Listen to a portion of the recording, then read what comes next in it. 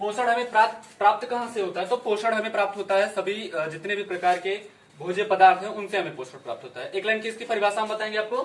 सजीवों द्वारा, सजीव मतलब समझ रहे हैं जितने लिविंग ऑर्गेनिजम्स है, सब लिविंग थिंग्स जितने हैं सब सजीव हैं।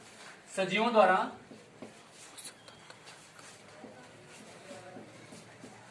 पोषक तत्व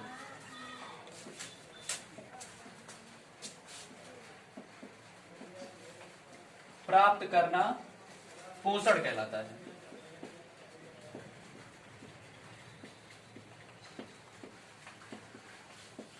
पोषण कहलाता है। अब दूसरा है, अथवा करके लिख सकते हैं आप। समझ में आ रहा है सबको? समझ गए इतना जितना बताए? अब हम सेकंड इसका डेफिनेशन सुनेंगे कि जीवों को अपने जीवन चक्र को पूरा करने के लिए,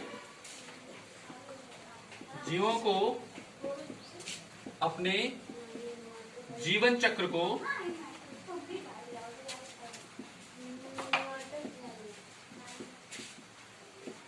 पूरा करने के लिए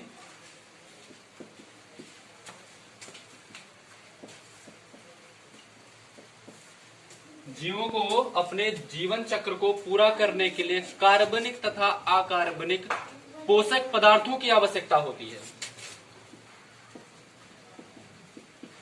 कार्बनिक तथा अकार्बनिक पोषक पदार्थों की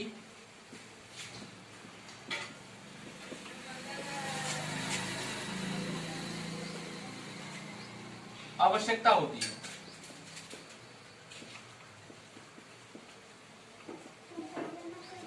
इन पोषक पदार्थों को प्राप्त करना अथवा ग्रहण करना पोषण कहलाता है।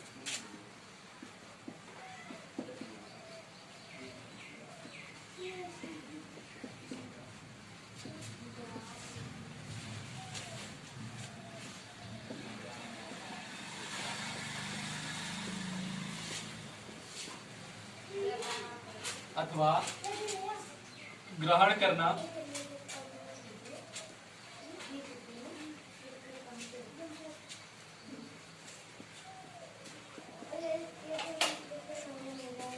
पोषण कहलाता है।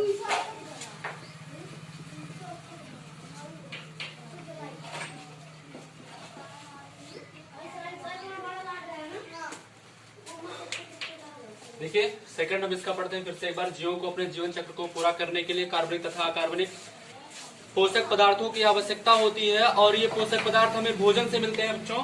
तो इन पोषक पदार्थों को प्राप्त करना अथवा ग्रहण करना पोषण कहलाता है। अब हम पढ़ते हैं नेक्स्ट आपका, भोजन की आवश्यकता हमें क्यों होती है। जैसे हम भोजन करते हैं तो क्या पर्पज होता है भोजन करने का, किसके लिए हम भोजन करते हैं, अब ये सुनेंगे आप लोग। समझ में आ रहा है सबको?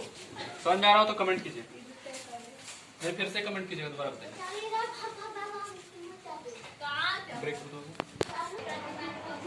अगला है पोषण या भोजन की आवश्यकता, अर्थात हमें पोषण या भोजन की आवश्यकता क्यों होती है। तो सजीवों में पोषण की आवश्यकता निम्नलिखित है। पहला है आपका इसमें ऊर्जा की आपूर्ति। जब हम बच्चों भोजन ग्रहण करते हैं तभी तो हमें ऊर्जा मिलता है। आप लोग वर्कआउट करते हैं, कार्य करते हैं, लगता है कि हाँ थक गए हैं, बिल्कुल कार्य नहीं कर सकते, आखिर में हम कैसे रिकवर हो जाते हैं, पुनः कार्य करने लगते हैं। ठीक है, जैसे गाय भैंस होते तो आप लोग को मिलता क्या, चारा। अभी मानव है तो भोजन पका के खाएंगे। आप आते हैं हेटरोट्रॉपिक्स में तो सुनते हैं हम इसकी आवश्यकता क्यों होती है। तो पहला आपका है ऊर्जा की आपूर्ति।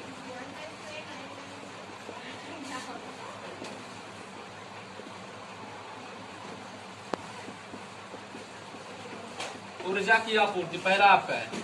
भोजन ग्रहण करने के पश्चात हमें ऊर्जा प्राप्त होती है, इस प्रक्रिया को हम ऊर्जा की आपूर्ति कहते हैं। अर्थात भोजन ग्रहण करने के पश्चात ऊर्जा प्राप्त होना ऊर्जा की आपूर्ति कहलाता है और ऊर्जा के द्वारा हम विभिन्न प्रकार के दैनिक कार्य करते हैं, चाहे वो मानसिक हो, शारीरिक हो या सामाजिक कार्य हो। अब अगला पढ़ते हैं हम, दूसरा इसका क्या कार्य होता है। तो शारीरिक वृद्धि इसका दूसरा कार्य है।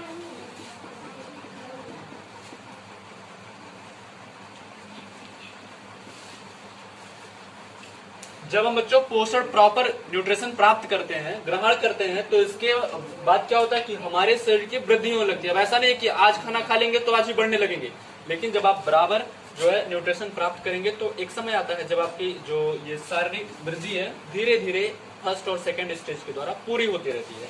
और इसके लिए कौन कौन से उत्तरदायी होते हैं? तो प्रमुख रूप से शारीरिक वृद्धि को बनाने में या बढ़ाने में प्रमुख रूप से आपका प्रोटीन होता है।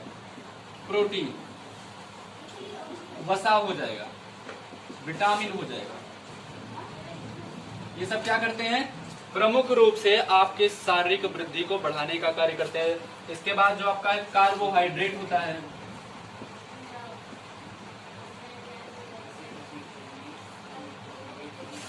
खनिज लवण,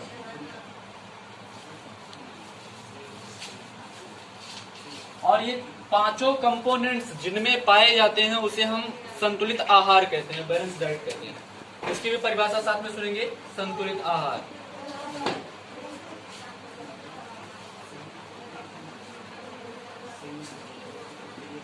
संतुलित आहार ऐसा भोजन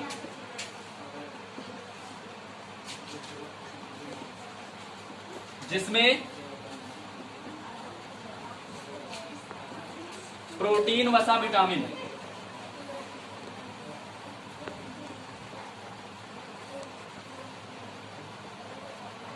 कार्बोहाइड्रेट,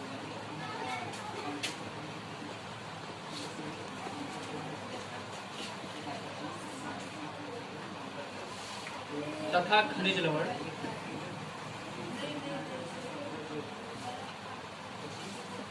पाए जाते हैं,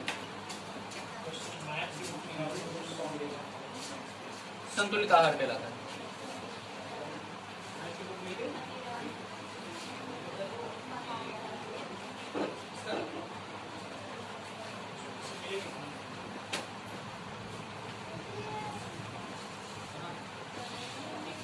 संतुलित आहार कहलाता है। जैसे हम दूध को मानते हैं संतुलित आहार, दूध एक संतुलित आहार है। अब दूध में प्रोटीन कौन सी होती है? तो दूध में केसिन प्रोटीन पाई जाती है, केसिन प्रोटीन, और दूसरा शर्करा लैक्टोज होता है, लैक्टोज शर्करा या लैक्टोज भी लिखते हैं इसको, लैक्टोज शर्करा, ये पाया जाता है इसमें। संतुलित आहार सबको समझ में आ गया। अब अगला पढ़ते हैं। शारीरिक वृद्धि किनके द्वारा होता है? प्रोटीन, वसा, विटामिन, कार्बोहाइड्रेट, खनिज लवण जिस आहार में होते हैं इनके द्वारा हमारे शरीर की वृद्धि होती है तथा ये प्रमुख रूप से ऊर्जा प्रदान करने वाले भी कहलाते हैं। अगला है शरीर में टूट फूट की मरम्मत।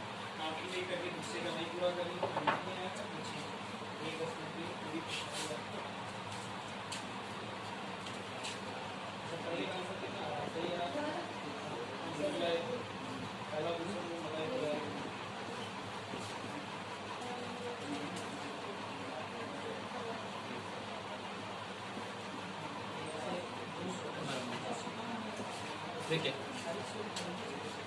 जब हम प्रॉपर न्यूट्रिशन लेते हैं, बैलेंस डाइट लेते हैं, तो उसमें जो प्रोटीन होते हैं बच्चों ये हमें रिकवर करने में सहायता प्रदान करते हैं, अर्थात हमें हमारे टूट फूट की मरम्मत करने में सहायता प्रदान करने वाले प्रमुख कारक होते हैं।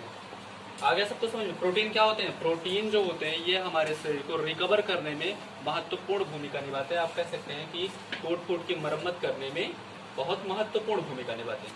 अब अगला पढ़ते हैं हम इसके बाद, चौथा रोगों से रक्षा।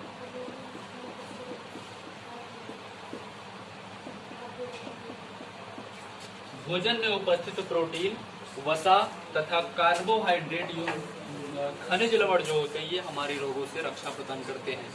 प्रोटीन आपका प्रमुख रूप से प्रतिरक्षा तंत्र बनाने का कार्य करता है, और आपके जो कार्बोहाइड्रेट होते हैं ये क्या करते हैं? हमें एनर्जी युक्त कुछ पदार्थ कहते हैं। लेकिन अब ये नहीं कि चावल खाएंगे तो आपको एनर्जी मिलेगा, चावल में ज्यादा एनर्जी नहीं होता है, लेकिन प्रोटीन युक्त कोई भी चीज खाएंगे तो ज्यादा एनर्जी मिलेगा। आई थिंक आपको समझ में आ गया होगा ये चारों चीजें। तो अब हम पढ़ते हैं इसके बाद। ये सब होता कैसे है? जब हमारा भोजन पूर्ण रूप से पच जाता है, अर्थात आप कह सकते हैं कि जीवद्रव्य द्वारा भोज्य पदार्थों का आत्मसात कर लेना स्वांगीकरण होता है, और हमारे शरीर में जितने भी क्रियाएं होती है वो स्वांगीकरण के फलस्वरूप ही होती है। अर्थात हमें अगर टूट फूट की मरम्मत हमारे शरीर में रिकंस्ट्रक्शन या सेल रिकंस्ट्रक्शन का काम करना है तो कौन करेगा? जब हमारे भोज्य पदार्थ कोशिकाओं द्वारा अथवा कोशिका द्रव्य द्वारा आत्मसात कर लिए जाएंगे या विलय कर लिए जाएंगे, मिला लिए जाएंगे, तब शारीरिक क्रियाविधि शुरू होती है। इसी प्रकार से हम रोगों से सुरक्षा भी पाते हैं, जब तक वो हमारे शरीर में पूर्ण रूप से विलय नहीं होता, हमारे लिए वो अनडाइजेस्टेबल होता है। इसके बाद जब कोशिकाओं द्वारा आत्मसात कर लिया जाता है, जो अनपचे पदार्थ होते हैं उसे हम उत्सर्जन के माध्यम से बाहर निकाल देते हैं। आई थिंक आपको सब समझ में आ गया होगा, या 4 हेडिंग जो महत्वपूर्ण है आप लोग समझ गए होंगे। अब अगला आप पढ़ते हैं कि मानव किस प्रकार का प्राणी है। बोलो, तो इसमें आप पढ़ेंगे ऑटोट्रॉप्स है या हेटेरोट्रॉप्स में आता है, अर्थात स्वपोषी होता है अथवा परपोषी होता है। तो मानव बच्चों परपोषी होता है। और पहले हम पढ़ेंगे स्वपोषी किसे कहते हैं, पोषण के प्रकार पढ़ते हैं आप।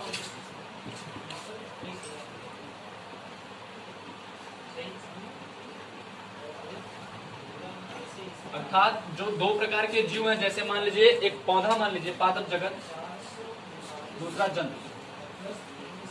तो जंतु किस प्रकार के पोषण प्राप्त करते हैं या कैसे करते हैं, और दूसरा हो जाएगा पादप किस प्रकार का पोषण प्राप्त करता है, कैसे करते हैं। तो जिसके पास क्लोरोफिल होता है वो अपना भोजन स्वयं बना सकता है। तो इसमें सबसे पहले हम पढ़ते हैं स्वपोषण के बारे में, स्वपोषी पोषण।